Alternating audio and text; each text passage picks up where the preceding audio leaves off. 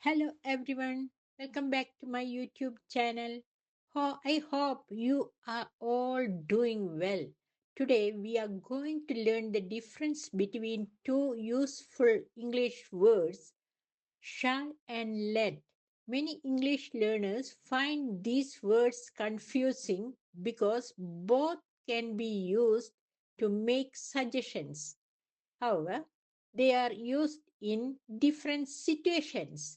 By the end of this video, you will clearly understand when to use shall and when to use let. So let's get started. What is shall? We use shall mainly to make suggestions, offer help, or ask for someone's opinion. It's usually used with I and we. Examples: shall we go to the beach? നമുക്ക് കടൽ തീരത്തേക്ക് പോകാമോ? Shall I carry your bag? ഞാൻ നിങ്ങളുടെ bag എടുത്തു കൊടുക്കട്ടെ? Shall we start the class now? നമുക്ക് ഇപ്പോൾ class തുടങ്ങാമോ? Shall I open the door? ഞാൻ വാതിൽ തുറക്കട്ടെ? When to use shall? Making suggestions, offering help, asking for advice or opinions. What is let? We use let when we allow someone to do something or when we make a suggestion using lets. Examples: let me help you. എന്നെ നിങ്ങളെ സഹായിക്കാൻ അനുവദിക്കൂ. Let's play a game. നമുക്കൊരു കളി കളിക്കാം. Let him speak. അവനെ സംസാരിക്കാൻ അനുവദിക്കൂ. Let the children play outside. കുട്ടികളെ പുറത്ത് കളിക്കാൻ അനുവദിക്കൂ. When to use let?